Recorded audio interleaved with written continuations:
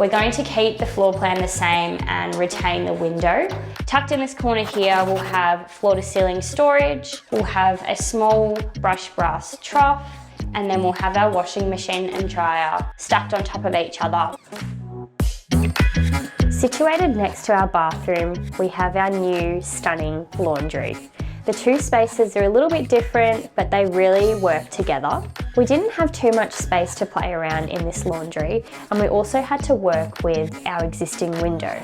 So I wanted to try and incorporate as much storage and creating as much of a functional space as possible. To achieve this, I've incorporated a floor-to-ceiling linen cupboard with plenty of storage. I've stacked the washing machine and dryer to save some bench space, and I've also incorporated a pull-out hamper. To tie the two spaces together, we've used the stunning Benchtop stone, we've incorporated this really beautiful sage green joinery, and we've also opted for something a little bit more simple but still fun splashback tile.